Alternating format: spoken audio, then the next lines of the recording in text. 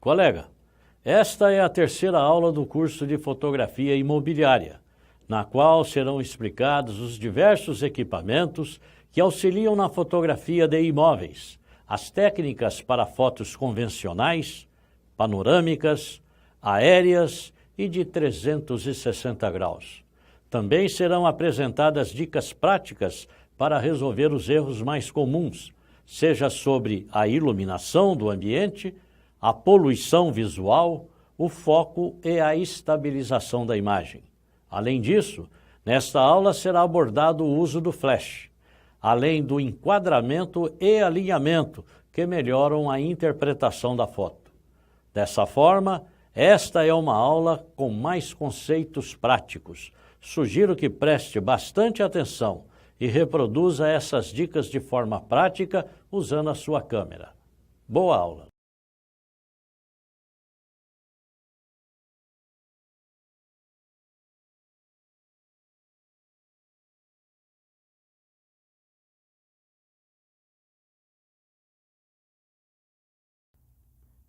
E justamente para ressaltar a importância do tripé, que vamos iniciar falando sobre ele neste módulo de equipamento fotográfico recomendado para fotografia imobiliária.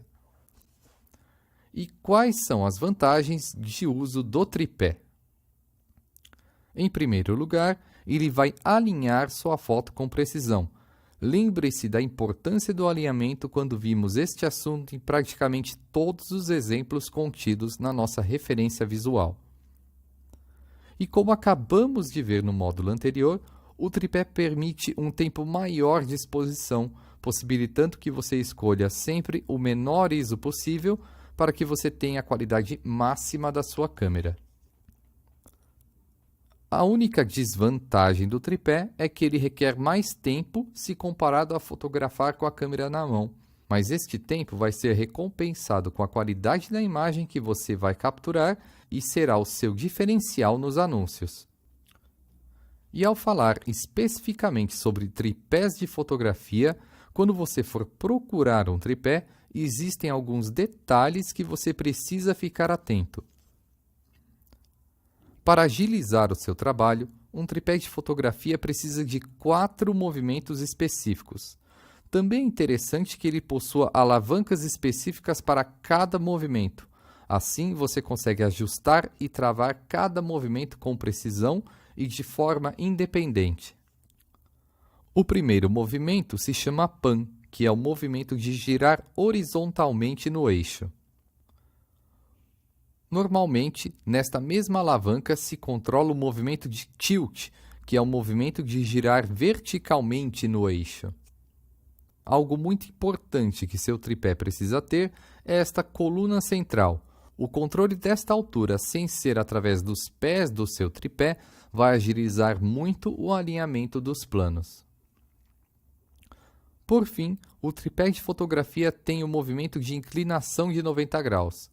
Este movimento muda a sua câmera do formato retrato para o formato paisagem, mas também pode auxiliar no alinhamento das linhas horizontais.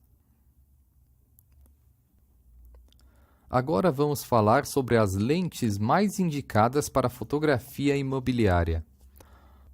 Se você não possui uma câmera que permite a troca de lentes, você estará limitado à lente que veio nela. Mas quando você tem a opção de escolher qual lente utilizar, dificilmente escolherá outro tipo de lente que não seja uma lente ultra grande angular retilínea. E que tipo de lentes são essas? Veja, quando se menciona grande angulares, se quer dizer grande ângulo de visão. Este ultra significa que elas pegam um ângulo de visão maior que as grandes angulares comuns. Mas o que é uma grande angular comum? Lentes grande angulares comuns possuem uma distância focal entre 24 e 28 mm, na equivalência de 35 mm. Este é um conceito que eu vou detalhar mais adiante para você. No momento, o que é importante que você entenda são estes números, de 24 a 28 mm. Esta foto à direita foi feita com uma lente que possui um ângulo de 16 mm. Veja a quantidade de informação que este espaço possui apenas nesta imagem. Neste quadro menor está o ângulo que esta foto teria se fosse feita com uma lente com ângulo equivalente a 28 mm. Observe a quantidade de informação que perdemos somente pelo fato de não trabalhar com uma lente ultra grande angular. Ou seja, lentes acima de 28 mm não são recomendadas para fotografia imobiliária, pois vão limitar ainda mais o seu ângulo de visão. E foi dito para você sobre uma lente 16 mm ou uma lente 18 mm, mas o que exatamente são estes milímetros?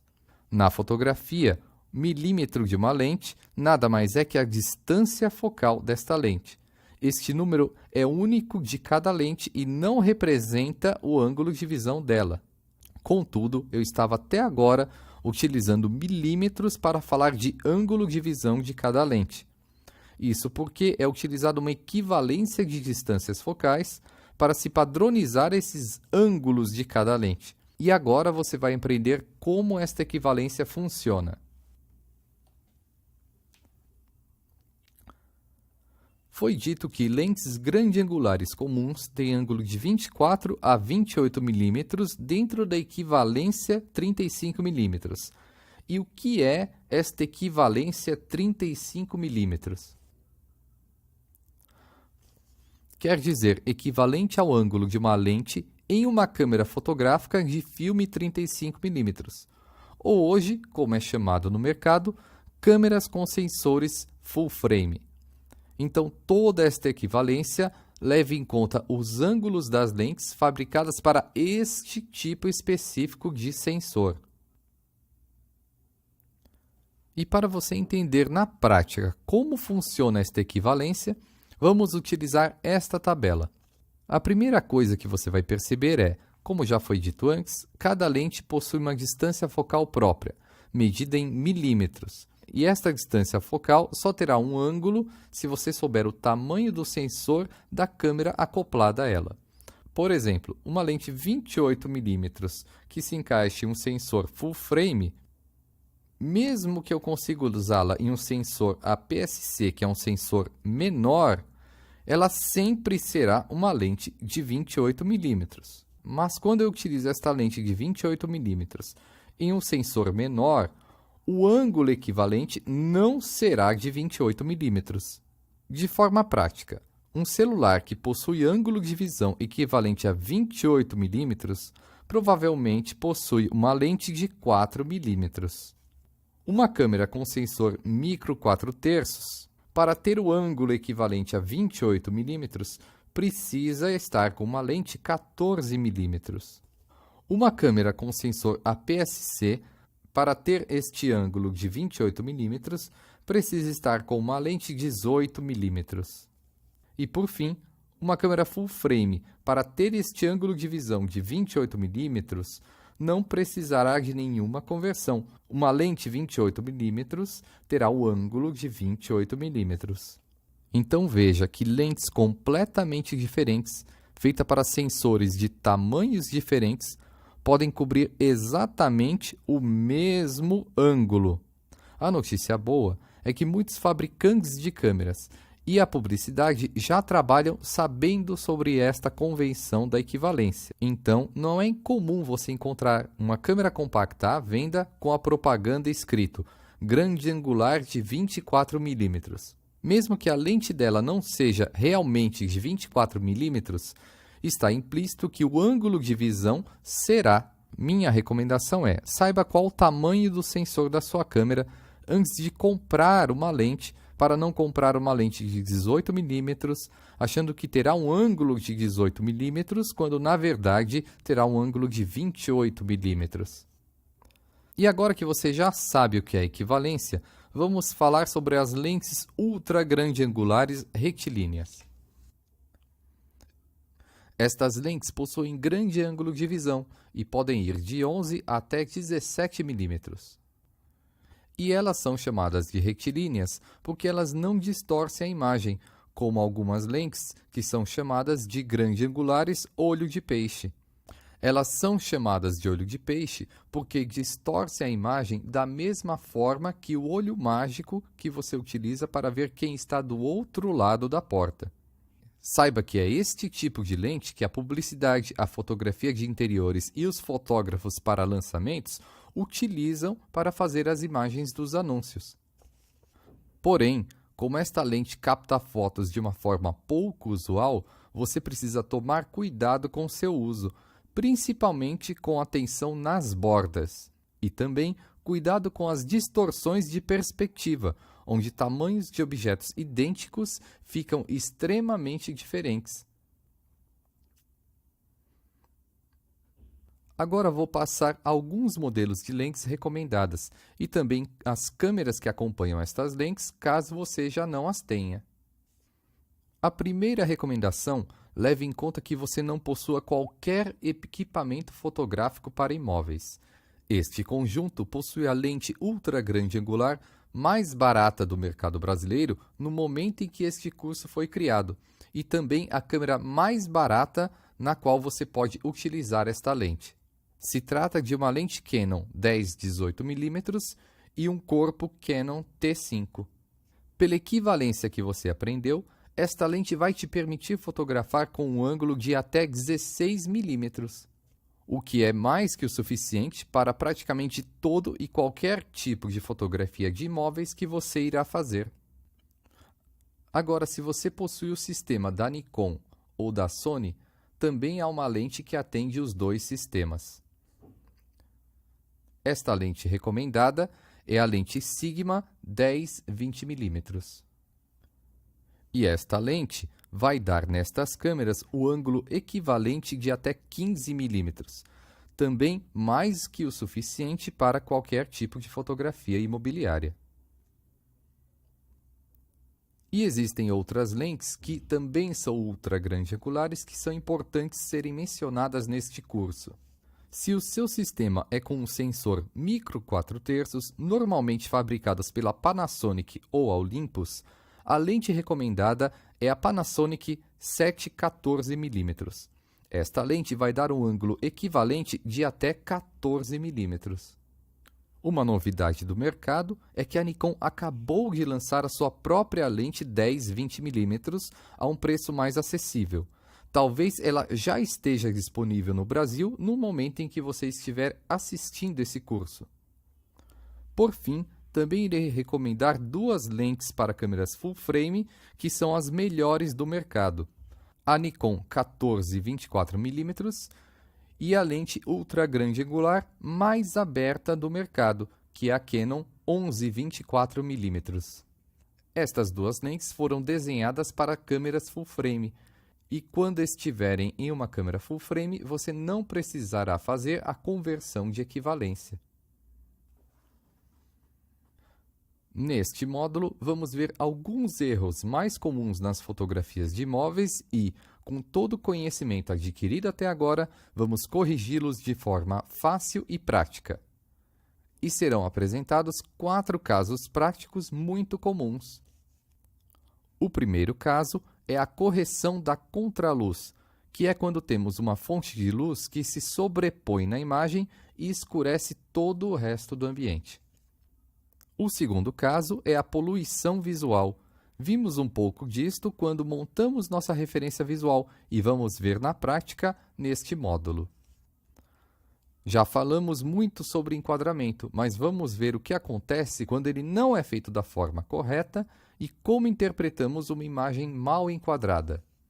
Para finalizar, e para nunca mais termos problemas com isso, vamos descobrir como eliminar de vez a existência de fotos sem foco.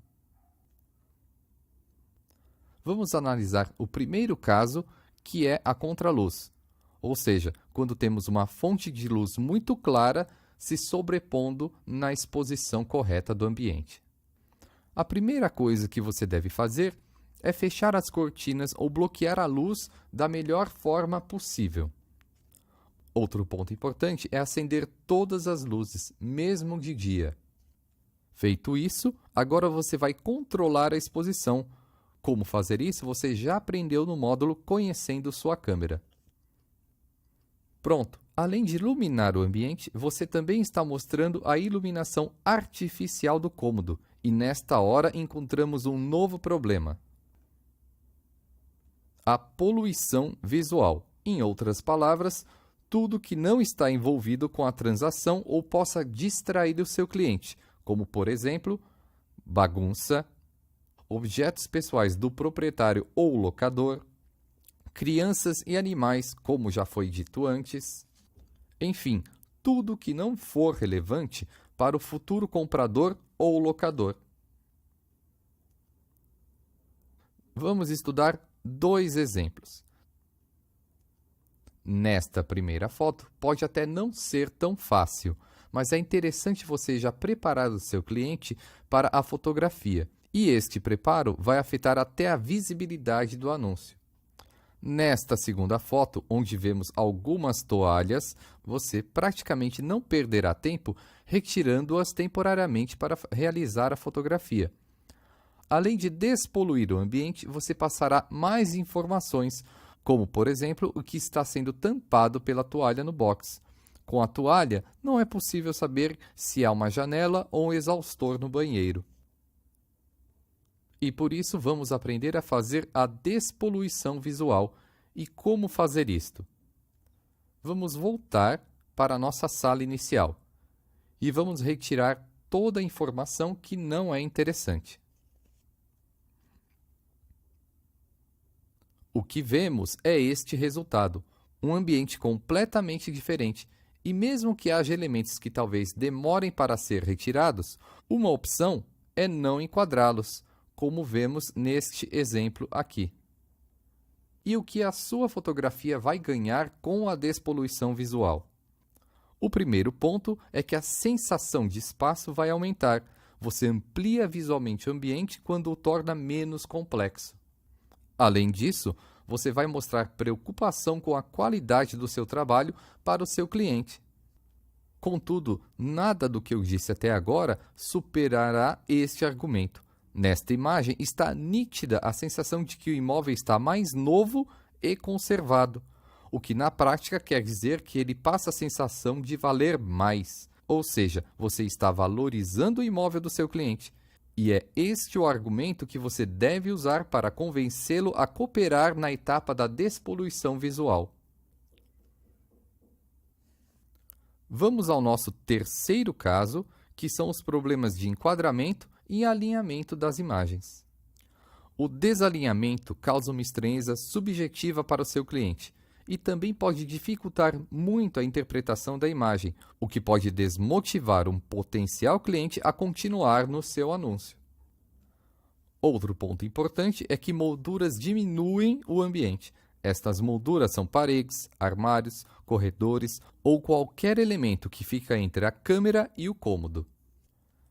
Entenda que algumas linhas diagonais, dependendo do sentido, vão diminuir a sensação de espaço. E agora vamos entender todos estes conceitos com este exemplo, uma foto bastante comum em anúncios de um quarto bloqueado por armários. E esta foto também foi feita com a câmera na altura de uma pessoa adulta. Vamos fazer uma nova foto. Veja a diferença entre as duas fotos. A imagem da direita claramente passa a sensação de ser mais ampla. E qual o motivo disso? Veja na imagem da esquerda que as linhas verticais não estão paralelas. Tudo o que foi feito em um primeiro momento foi deixar todas as linhas verticais paralelas. Então, evite deixar as linhas verticais na diagonal. E neste exemplo, qual a diferença técnica entre uma foto e outra? Na primeira, a máquina está na altura do rosto e na segunda está na altura da cintura. Agora vamos observar o que mais pode ser feito para melhorar esta fotografia. Observe esta nova imagem. A sensação de espaço ficou ainda maior. Só que note algo interessante. Você está vendo apenas um pedaço da foto anterior. E neste ponto, você entende por que é importante remover molduras. Molduras passam a sensação de enclausuramento. Não que você não deva fazer estas fotos, mas na foto de divulgação do ambiente, você deve evitar a inclusão destes elementos. Mesmo assim, é sempre importante manter elementos do piso e do teto. São informações muito importantes que devem ser mantidas. Vamos estudar algumas fotos e perceber as diferenças das sensações de antes e depois de alinhadas. Alinhamos esta imagem. Agora perceba como é mais fácil encontrar outros elementos sem precisar de um esforço mental para traduzi-la. Isto também acontece com seu cliente ao ver suas fotos, e este cansaço mental pode espantá-lo do seu anúncio. Vamos para um exemplo mais extremo. Ambientes estreitos são realmente mais difíceis de se fotografar, mas nada justifica uma foto mal alinhada. Veja o resultado. Esta imagem à direita certamente está recortada, mas é uma imagem muito mais aceitável e interessante se comparada à sua versão inclinada. E esta diferença de sensações acontece porque nós, de forma subconsciente, desentortamos a imagem antes de interpretá-la. Ou seja, não dê este trabalho mental para o seu cliente. Faça-o se sentir bem com seu anúncio fornecendo imagens de fácil interpretação. Vamos retomar um ponto muito importante sobre o enquadramento, que é falar sobre as diagonais e como trabalhá-las. Aprendemos que para uma fotografia diagonal ficar impactante, as 4 principais diagonais se encontram em um único ponto. Contudo, dependendo do ambiente, podemos escolher onde este encontro das diagonais se dará. E você pode concentrar este ponto em uma área que você queira chamar a atenção. Observe esta foto. Temos este primeiro plano com o escritório e ao fundo esta prateleira. E como as 4 diagonais se encontram nesta área, é impossível que ela seja despercebida da atenção do seu cliente. Então, em uma única foto, você consegue evidenciar 2 ambientes de forma distinta. Vamos para este outro exemplo. Aqui, as diagonais se cruzam em 2 pontos distintos. Neste tipo de imagem, o impacto certamente é menor que no exemplo anterior. Contudo, o foco da imagem será dividido nesta linha de encontro entre as 2 diagonais. E você pode utilizar este recurso a seu favor para chamar a atenção na intersecção das diagonais. Vamos agora para o nosso último caso, que são fotos desfocadas, tremidas ou embaçadas. Como evitar este tipo de problema? A melhor solução será a utilização de um tripé. Já vimos todas as vantagens de uso do tripé e com ele temos total controle sobre o enquadramento e também do foco. O tripé sempre será a melhor solução para evitar problemas com o foco. Se você está fotografando com a câmera na mão, uma alternativa ao tripé é a estabilização de imagem. Muitas câmeras já possuem esta função e fazem grande diferença na hora de fotografar. Você também tem a opção de utilizar o flash da sua câmera, porém ele não é o mais recomendado por 2 motivos. Nesta foto estão ambos os problemas. O primeiro é que ele pode eliminar completamente a cor e a textura do ambiente, como esta parede que não dá mais para sabermos qual é a cor original. O segundo é que ele vai iluminar o ambiente de uma forma incomum, que pode criar um impacto negativo e passar uma visão errada da iluminação do local.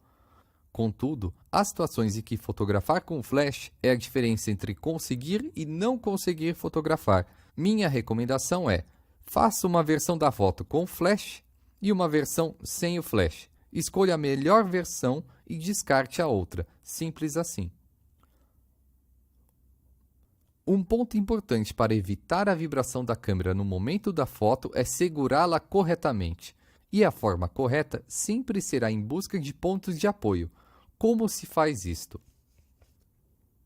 O primeiro passo é sempre segurar a câmera com as 2 mãos. Independente do tamanho da câmera, segurar com as 2 mãos vai diminuir a vibração que passa do seu corpo para ela.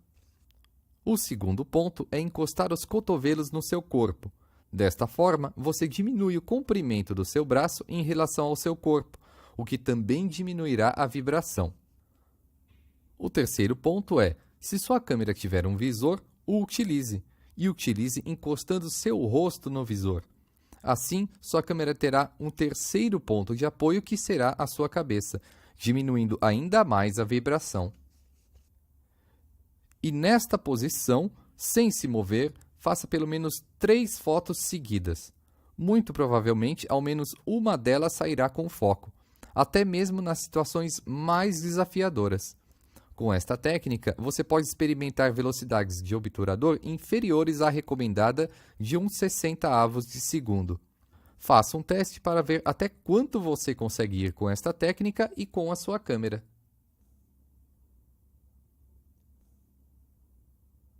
Neste módulo, você verá algumas técnicas e estilos de fotografia que complementam a fotografia imobiliária, ou pode superar alguma limitação que seu equipamento atual possui. A primeira técnica é a foto panorâmica. É uma técnica muito presente na maioria dos smartphones atuais e é muito interessante você fazer uso dela em alguns casos. A principal vantagem desta técnica é que ela vai compensar a falta de uma lente grande angular. Observe esta foto. A área em vermelho é a mesma área da foto que vimos no módulo anterior, feita com uma lente 28 mm. E toda esta área além do retângulo só foi possível ser captada através do modo foto panorâmica de um smartphone. Esta técnica também é útil em grandes áreas, onde você não consegue recuo suficiente para pegar todo o terreno. Dependendo do seu smartphone, além de panoramas horizontais como este, também é possível fazer panoramas verticais, o que é muito útil para ambientes pequenos ou apertados como lavabos, por exemplo. A desvantagem da panorâmica é que, quanto maior o tamanho, maior a distorção da imagem. Observe nesta área marcada como as linhas estão distorcidas. Este tipo de distorção não aconteceria com uma lente ultra grande angular. Para evitar que esta distorção seja muito marcada na sua panorâmica, não faça panoramas muito grandes.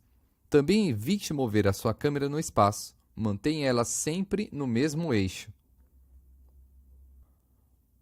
Outro tipo de técnica que mostra o ambiente de uma outra forma e está cada vez mais acessível são as fotos em 360 graus.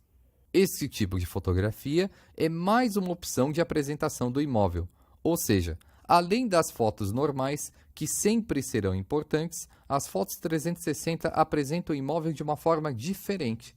Elas são mais imersivas, principalmente se utilizadas em conjunto com óculos de realidade virtual. E por causa desta natureza, elas criam mais interação de seu cliente com o anúncio, fazendo com que ele queira buscar mais informações. E no mercado, já existem câmeras dedicadas à fotografia ou vídeo em 360 graus, que são intuitivas e possuem um valor bem acessível. Vou passar 4 modelos que você consegue encontrar. O modelo mais barato dedicado a fotos 360 graus é a LG 360. Depois dela, temos a Ricoh Theta S. Também há a Samsung Galaxy Gear 360. E uma das câmeras 360 com a melhor qualidade para fotos e vídeos é a Nikon Key Mission. Todos esses modelos têm uma característica em comum, que é entregar a foto 360 graus pronta com apenas um clique. Lembro novamente que é possível que sejam lançados modelos melhores e mais baratos que estes mencionados no momento da criação do curso. O importante é que você saiba que existem câmeras dedicadas para esse tipo de fotografia. Mas também é possível fazer fotos 360 sem uma câmera dedicada para isto. Tudo que você precisa é de seu smartphone e um aplicativo que faça fotos em 360 graus. E existe um aplicativo dedicado para esse tipo de fotografia. Ele é o Google Street View. E assim como todos os aplicativos Google, ele é gratuito. Além disso, ele está disponível tanto para iOS como para Android. Mas não adianta criar uma foto 360 graus se você não souber como compartilhar ou como incorporar no seu anúncio esta foto em 360 graus. E você vai aprender algumas formas de se fazer isto. A primeira opção é o Google Fotos. Além da vantagem de possuir espaço ilimitado para quem tem o e-mail @cresce.org.br, ele interpreta automaticamente quando uma foto 360 graus é inserida e já cria a visualização interativa da foto. Veja como funciona. Esta é a página inicial do Google Fotos. Para subir a sua foto 360, você vai em Fazer Upload, localiza aquela foto 360 que você fez com o aplicativo, com sua câmera 360, vai em Abrir, e o Google Fotos, quando reconhece que a foto que você subiu é 360, ele coloca esta setinha aqui, ou seja, quando você clicar na imagem, o Google torna esta imagem interativa e você pode visualizá-la em realidade virtual. Para você compartilhar essa foto, basta selecioná-la e ir na opção compartilhar aqui. Ele vai dar várias opções para compartilhar por e-mail, por um link, entre outras formas. Se você também compartilha anúncios pelo Facebook, saiba que ele também aceita fotos em 360 graus. Veja como você pode inserir uma foto 360 graus pelo Facebook. Para inserir e compartilhar uma foto 360 no Facebook, você vai subir uma foto exatamente como você faz com uma foto comum. Você vai adicionar uma foto, vai escolher a sua foto que foi feita na sua câmera ou no seu aplicativo de 360. Quando essa foto for carregada pelo Facebook e ele reconhecer que é uma foto 360, ele vai colocar esse globinho no canto inferior direito da imagem. Ou seja, como fica essa foto em uma postagem? Ela vai ficar interativa e você pode fazer todo o compartilhamento social que o Facebook permite. Agora, se você quer incorporar uma foto 360 graus no anúncio de seu próprio site, existe uma opção gratuita chamada Kula. Nele você pode hospedar suas fotos e pegar os links para incorporar as fotos 360 graus no seu site. Veja como funciona. Esta aqui é a interface do Kula para você poder embedar no seu site. Aqui é o código que você consegue inserir no seu site, no seu anúncio, e fica a sua imagem 360 graus incluída no seu site, no seu anúncio. É sempre bom lembrar que todos estes serviços, além de serem gratuitos, funcionam em qualquer plataforma, seja pelo seu navegador ou por um aplicativo. E o último tipo de fotografia que é interessante de se conhecer é a fotografia aérea. E não tem como falar deste tipo de fotografia sem mencionar os drones. Graças à enorme variedade de drones no mercado, ela se tornou um tipo de fotografia bastante acessível. E também acabou se tornando a melhor escolha para se realizar imagens de fachada, terrenos, grandes áreas ou até mesmo áreas de difícil acesso. Você também conseguirá realizar imagens que passam informações do bairro, região, tipo de terreno ou até a topografia. E um drone acessível, seguro e de fácil pilotagem disponível no mercado brasileiro é o DJI Phantom 3. A DJI é uma fabricante de drones bem conceituada no mercado e no momento da criação deste curso, o Phantom 3 é o modelo mais barato que eles têm à venda no mercado brasileiro. Contudo, é um drone capaz de atender bem todo este tipo de fotografia aérea mencionado. E como este mercado é muito dinâmico, pode ser que quando você estiver assistindo este curso, este modelo já não esteja mais à venda, mas a faixa de preço e recursos serão as mesmas ou até melhores.